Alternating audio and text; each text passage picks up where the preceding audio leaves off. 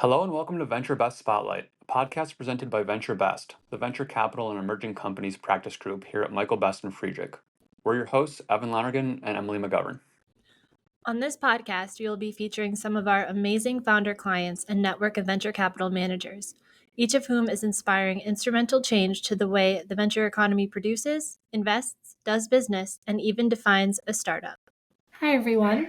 Welcome back to the Venture Best Spotlight, the podcast series presented by Venture Best. Today's podcast is hosted by me, Emily McGovern, and Venture Best partner Nick Herdrich. Today, we are excited to welcome Richelle Martin to the spotlight.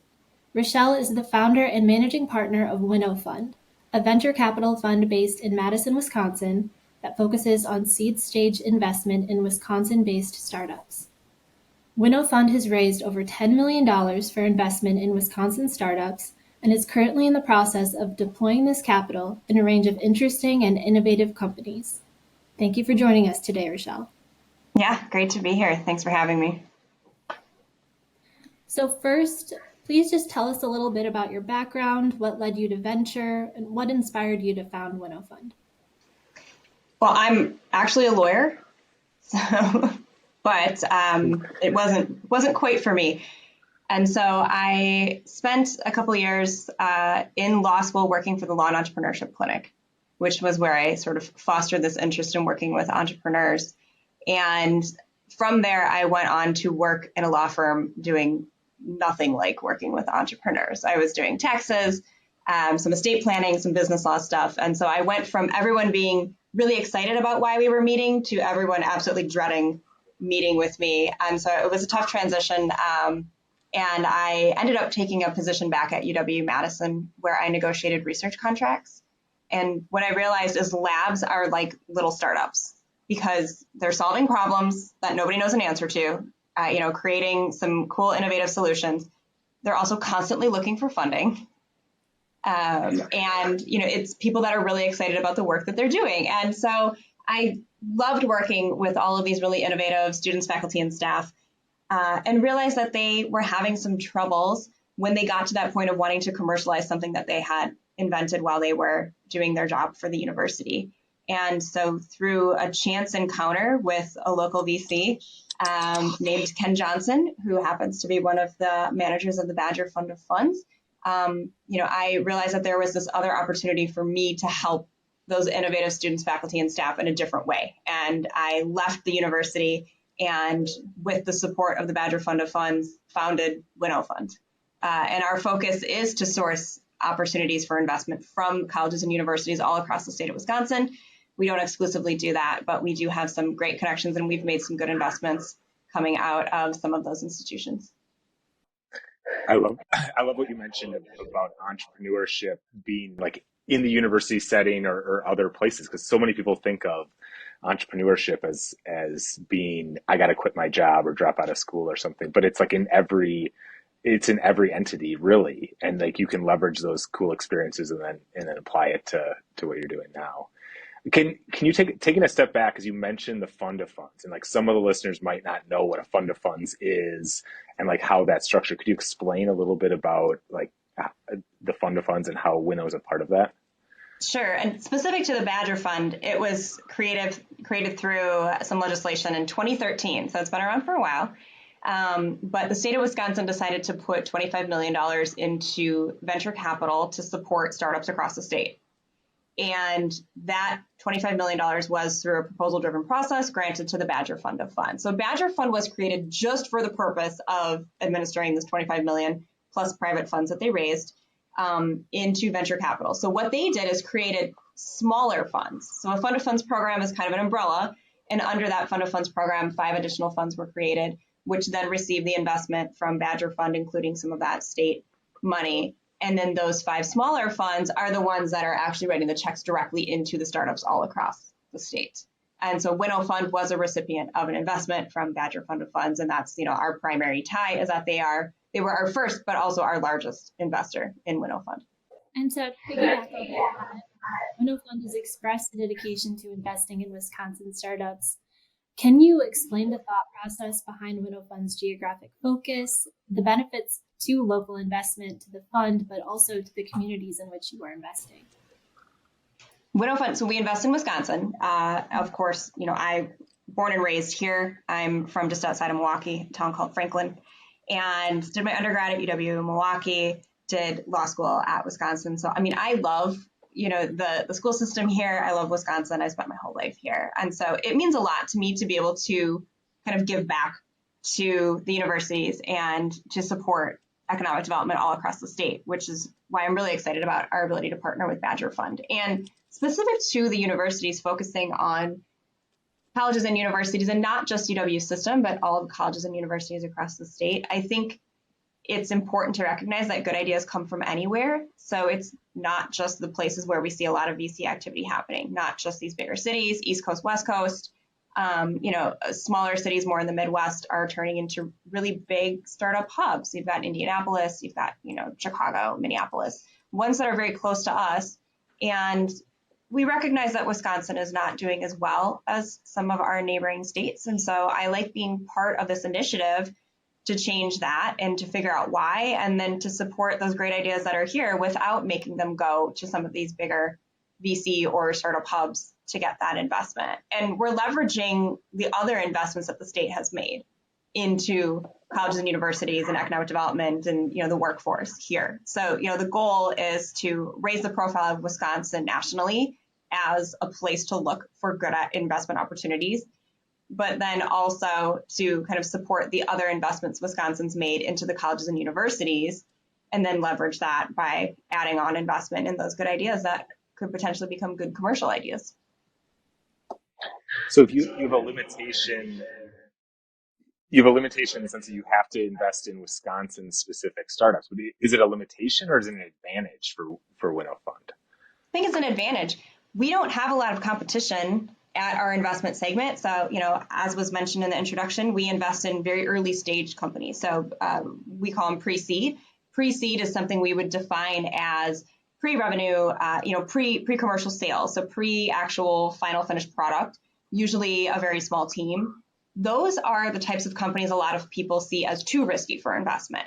And what has been seen to happen, it's reversing a little bit now, but what has been seen to happen is that people are moving downstream. So they want companies that are more de-risked at the time that they make their initial investment. Well, in Wisconsin, we have a lot of different companies. They're not getting investment from outside of the state. And so there's not a lot of competition for Wisconsin companies, and there's specifically not a lot of competition at that pre-seed segment. And so I have this great opportunity to see basically any company that is looking for investment that kind of meets those criteria. And, we then can leverage it by introducing them to people outside of the state once we've helped them do some of that de-risking. So I do think some people see it as a limitation, but I think it has given us an advantage, and so far so good.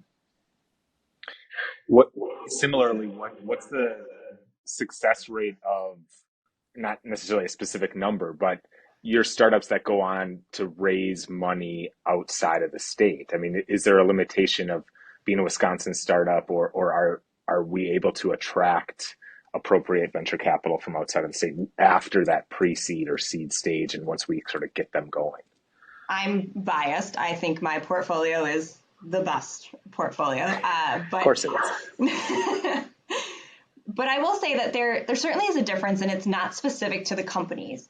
And obviously the companies are a huge element of why someone invests, but it really has benefited the companies I work with to have strong partners in the service providers that they're working with. This was not some intentional plug for Michael Best, but I think what's been great is that having experienced attorneys and other service providers that have national, clients can show us what's happening in other areas where entrepreneurs are raising funding. And so the companies that we work with can go out and they can raise, and they look just the same as other companies that these out-of-state investors are seeing, because they've been set up that way.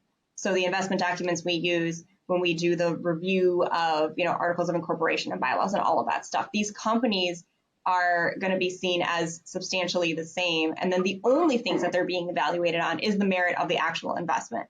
And so that's why I think it's been really important that the companies kind of go through this process of setup here in Wisconsin. And I don't say this necessarily negatively, but we don't want to do things the Wisconsin way. We want to do things the national way, the international way, the VC startup community way. And so our companies that have gone on to raise, not all of them have raised beyond our initial investment, but the ones that have gone on to raise have gotten some good feedback. We do have some strong partnerships. Of course, primarily they do go to other Wisconsin investors before they then go out of state, because that's the way that networking kind of works, right? So you go to the people that you know, and obviously we and these companies interact much more closely with our neighbors here. But we have had some companies that have had success and are pitching right now out of state VC funds and angel funds for some follow-on funding. Well, thanks for the Michael Best plug. Emily, let's make sure that the management committee gets this episode. Yeah, I mean, and to expand off of that, we do have a national practice, but Nick and I are both headquartered in Madison, and I think we're both Midwest locals, like born and raised. So we do have, the national capabilities, but we also have a dedication to supporting entrepreneurship in the locations in which we are located, but also, the Midwest as a region. So it's always really exciting to people who have a similar. What you said, it's so important. They can put a face to the name with the people that we're working with. Like it's great for me to be able to actually interact with people at local events, but then also have the experience that's not just local. So it's the best of both worlds. Exactly. All right.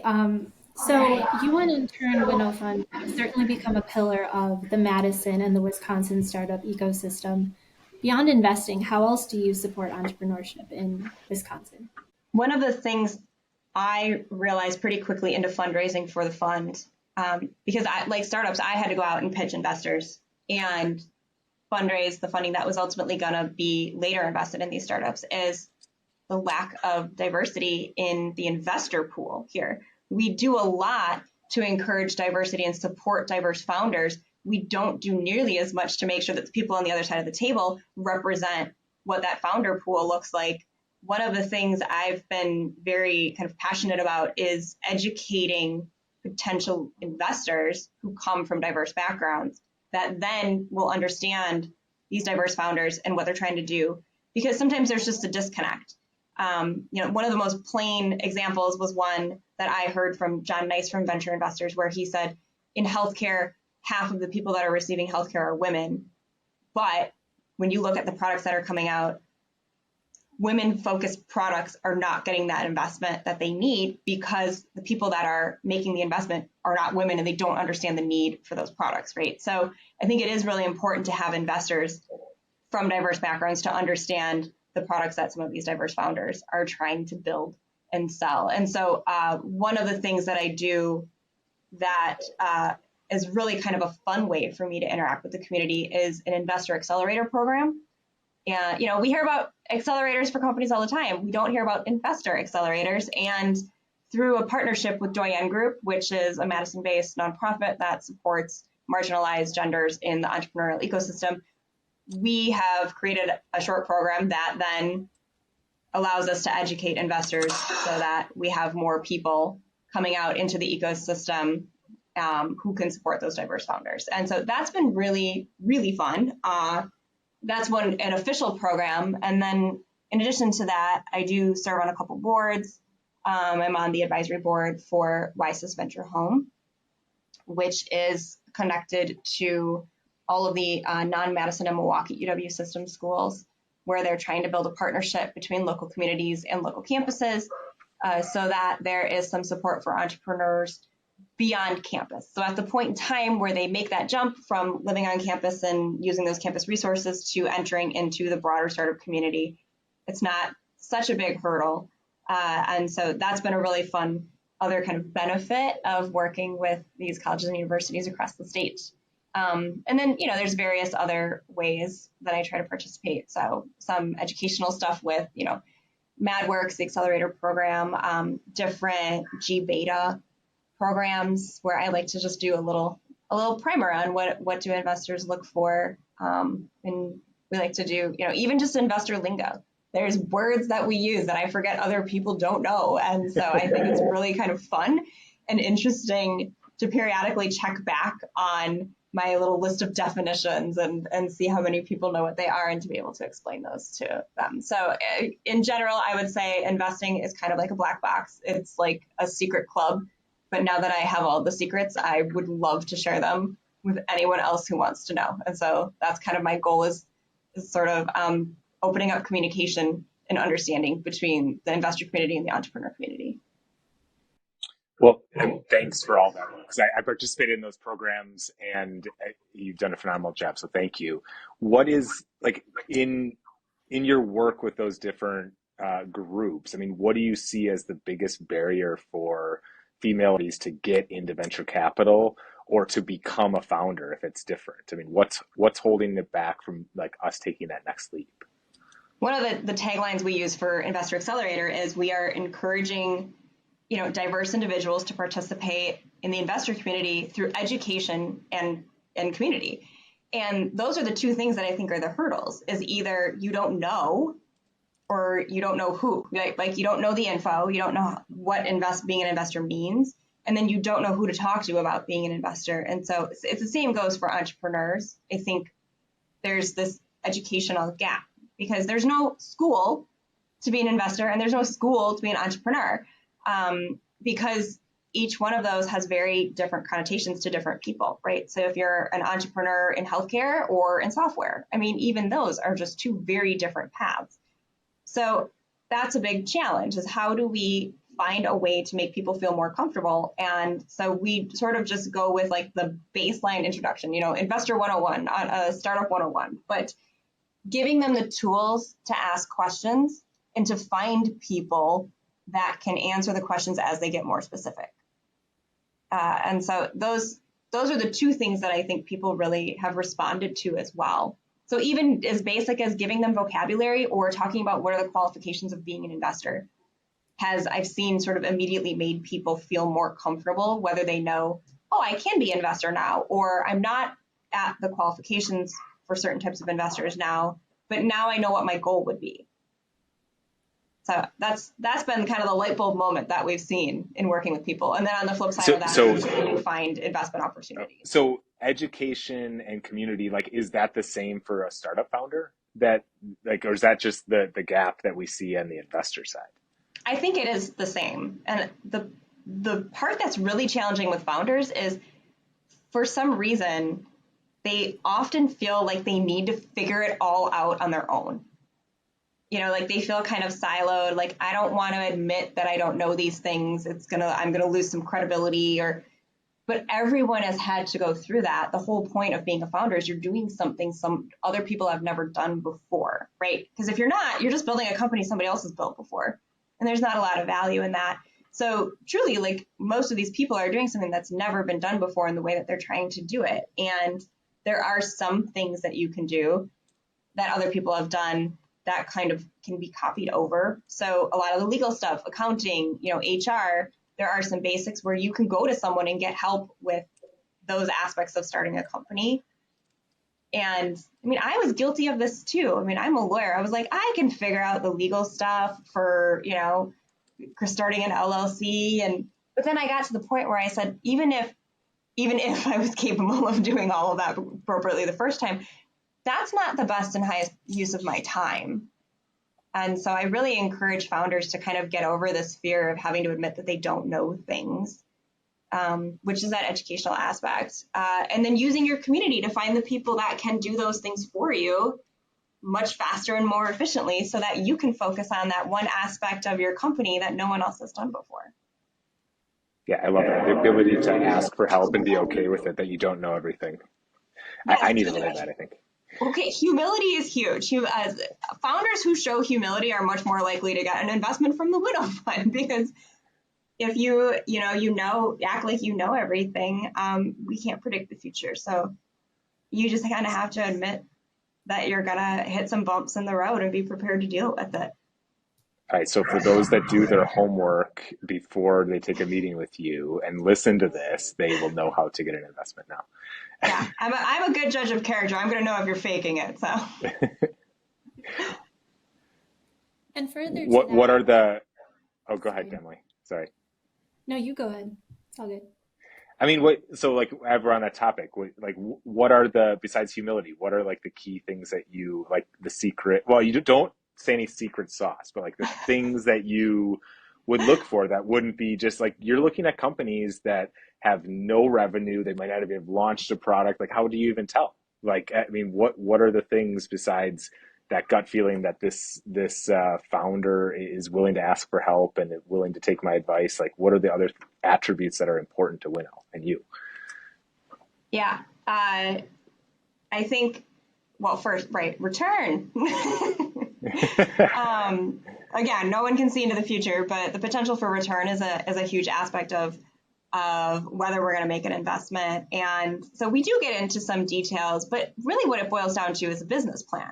A lot of the questions that we're going to ask of companies and of founders would come from them having put the time and effort into building out a business plan. And it's kind of a reasonableness check, right? Like, that's a lawyer word, reasonableness, because, and also, what does it mean? It means various things in various circumstances, but we want to know that a founder has a reasonable outlook on a lot of different aspects of building this company. Timeline.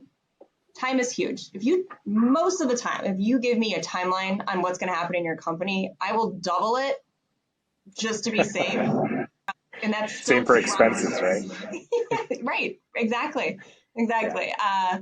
And so, there's a lot of questions that just boil down to reasonableness and their understanding of, their ideal customer and the market and how big that market is and how much these people are willing to pay for things. Because first, we just have to know that there's people out there that want to buy this. A lot of times with academics and they get really excited about a solution that they've figured out for a problem, but that's not necessarily a problem that everybody has. It might be very specific to, their field of research. It might be specific just to people that are doing research. And so sometimes you kind of have to question whether that translates to the broader commercial world. And so this reasonableness thing comes into play quite a bit with the colleges and universities that we're working with, but it applies to every startup. And so to me, it's, have they done the work, right? So the reasonableness of their business plan, but back to team and, the qualities of a founder, they need to be able to execute. And they need to be the most excited person about what they're doing. If they are not the most excited person about building this company, they are not the right person to be building this company. Because the most excited person, the person who believes in it the most, is the person who's going to do what it takes no matter what. And sometimes if you're pitching and you've heard no 10 times, you can feel like maybe you need to quit. And if you're not the most excited person, you might. But if you are the most excited person and you've gone through that business plan and you believe in it, then that's what's going to get you through some of those really, really hard moments of being a founder. And if you quit after 10 no's, that's a bad sign. I would have quit. And I've heard way more than 10 no's when I was pitching. And so, but it doesn't make it any easier to hear. And that's the worst thing, right? That's another thing that I always tell founders and other people who want to start funds is the worst thing you can hear is no, and it's not the end of the world. And on the flip side, for startups looking for investment, what does Winnow Fund offer as a partner and connector to potential portfolio companies? Sure. Aside from funding, which is what everybody looks to us first for, Winnow Fund does usually negotiate the right to a board seat. And in some instances, that may be me holding that seat. But in other instances, we may find someone who can provide a little bit more specific to what that company needs. So a good example is we have a company that is a drug delivery platform. And we have in that seat a woman who worked at FDA and does consulting with pharmaceutical companies. So she knows way more about that industry than I do. And so I do think that she has provided them with a lot more value than what I could have. But, in other instances, there may be companies that have really kind of capital intensive needs. And so they may need to do some bigger fundraising rounds or more fundraising rounds. And so sometimes I will work more closely with them to help them plan that out, in terms of the size of the rounds, target valuations, different messaging to different investors. And so it just depends on the needs of the company.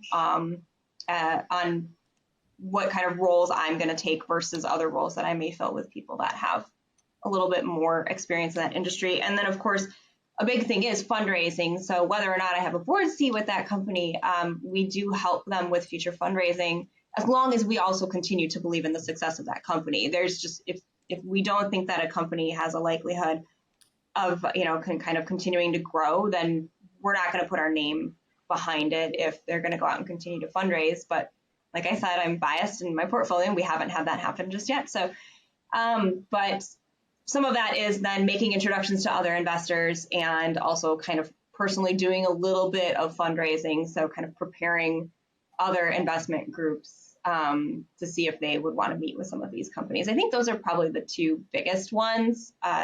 Every CEO in my portfolio, I should say pretty much everybody in the leadership teams in these companies, not just the CEOs, has my phone number, and they can call, text, or email anytime. And, if they really need something on the weekend, they know they can get a hold of me. And so I think a lot of it is just personally continuing to show my support for those companies. And then making sure that there's that open communication, because as soon as they need help, I'd like to know, rather than, 3 months later, when sometimes things are a lot harder than they would have been. Do they get the real cell phone number, or the Google one you can turn off? You're not supposed to say that. Oh, is that your secret? That's a secret. I don't know. That's no. We gave up on the idea of actually being able to separate out things during COVID when my house was my office and my office phone was my cell phone, and so we've just completely abandoned that. I will say most people probably have my actual just direct, cell phone that I've had for 20 plus years at this point. And if not, the other number goes right to the same phone. It's all about training. Training to is this a Saturday appropriate call, or can this be a Monday call? So I will say the spam calls that you get from people trying to sell you on like marketing and databases, they still get the Google. Okay. That one's still on the website. So for people that, sort of are new to venture capital and startups, I mean, you mentioned the board. I mean, so I'm a founder of the company, and like, what do you mean you're on the board? Like, it's my company. Like, what is your expectation? Like, what is that board made of, and how does that like sort of transition over time for a founder? Yeah, one of the things, when we ask for a board seat, we do get some pushback, because people see that as wanting to micromanage or being too hands-on, or sometimes they just don't feel comfortable because they see themselves as, the person who has full control over the company. And the first thing I say is, no matter who I put on that seat, when they are operating in that role, their obligation is to the company. So we want to make sure they understand that the vision is aligned between the board and the CEO and the rest of the team. So everyone is there for the benefit of the company. It's not for the benefit of the fund. It's helpful to me because we get communication flow, and I can get some insight into different operating aspects of the company. So again, if something's needed, I can be brought in at the right point in time if there's a way that I can help manage a situation. But it is really important to me that all the founders we work with understand that the purpose of that is to bring in more people who are invested in the success of the company. So the board, initially very small. A startup company does not need more than 3 people on a board. At that point, it becomes more of a scheduling hassle than it's worth if you have more than 3. So the way that we like to structure it is the company, the common stockholders, appoint 1 board seat. And so typically at the time that we make an investment, that's just the founders. And then we also have the right to then appoint somebody to a board seat. And then those 2 board members agree on that 3rd independent seat. And sometimes there's nuance there. Sometimes it might be me plus the founders kind of figuring out a list of potential candidates. And so, but ultimately what I want is for the person I'm appointing to that seat to understand that they do have a voice that's going to be heard. And so that independent seat's very important, because when you have 2 people from the company, sometimes that 3rd person might feel a little bit like their vote's never really going to matter. But so we want it to be an operational board. We want the board to be able to serve its purpose and not just be kind of a rubber stamp. And so that's also really important in the way that we structure that very early board. But again, 3 people, we don't need more. Sometimes there's observers just so that there's some, access to information, but we try to keep it simple early on. It seems like a common mistake that I see is oftentimes the founders get confused with what a board or what an advisor truly is, and they're just different. I mean, there's some overlap, of course, but then also, of course, there's horror stories with a board where the founder loses control, but there's equal horror stories, I feel, where they're not using the community piece that you talked about and actually leveraging their board to help themselves. And so by putting their fists up, they're making it worse for themselves instead of hey, if you would have just said this problem to the board, you would have gotten help because they have these 5 different connections to get you through the mess that you're in, but you're embarrassed to say it. Boards bring networks too. Boards bring other potential investors. They bring other potential service providers, consultants, all that stuff. You're right. I mean, I think a lot of the time boards are seen as micromanaging. One of the best things I ever heard in my career, I had a boss when I was at UW. I'm going to name drop him because he's one of my favorite people, Bill Barker. And he said, I don't hire smart people so that I can micromanage them. In the same way, I don't invest in good companies so I can micromanage them. And I think that's really important for people to understand about why we do what we do. But so those boards are there to help. They're just there to help. They're there to make sure that the CEO and the rest of that team has what they need to do to get the job done. And the job is growing and increasing the value of that company and bringing, their product to the commercial markets.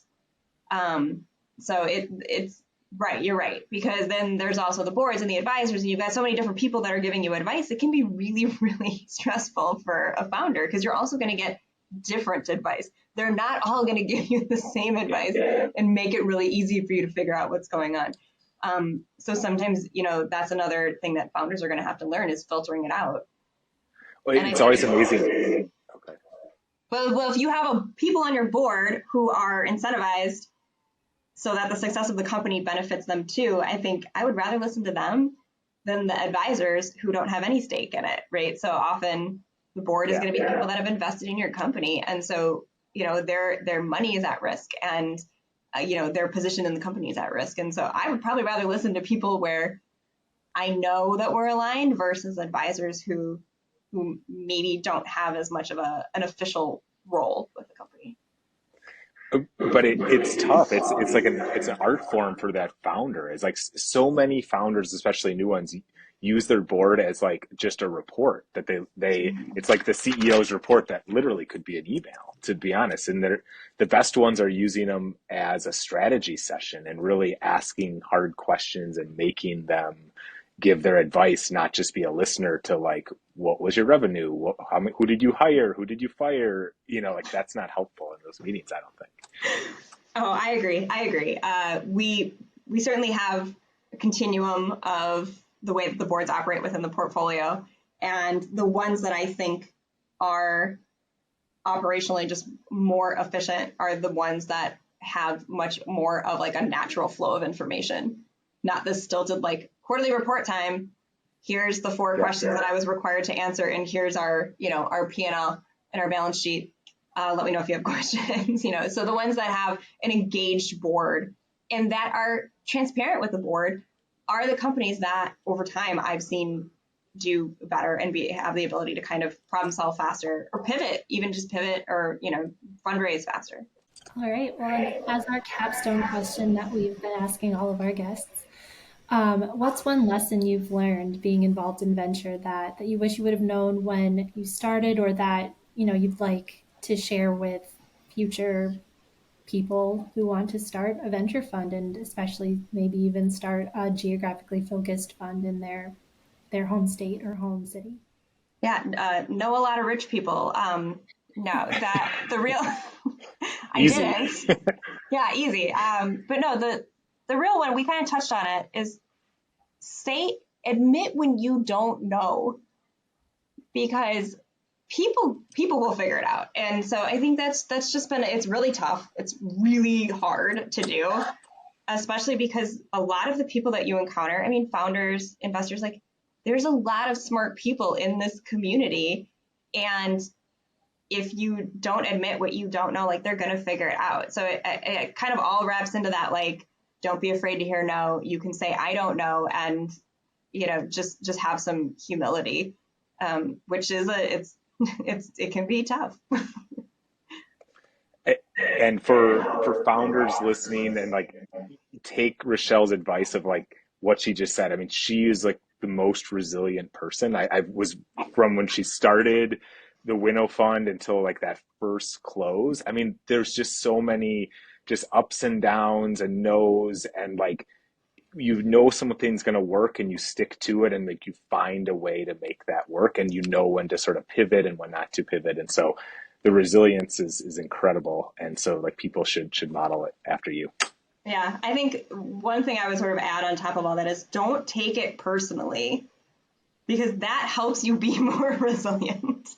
There's a billion different reasons that people are going to say no, or that things aren't going to work out, and you're not going to be able to control it. And a lot of the time it has nothing to do with you. So thank you for that, Nick. Yeah, I will say no one goes into VC or startup to fundraise. It's not the best part of what you do. But if you're going to have a startup, you are signing up to be a full-time fundraiser. No founder wants to hear that, but like maybe you get a month break here and there, but otherwise you're a full-time fundraiser. Yep, accurate. Well, thank you to our listeners and to Richelle for joining us today on the Venture Best Spotlight. Thank you for listening to this episode of Venture Best Spotlight.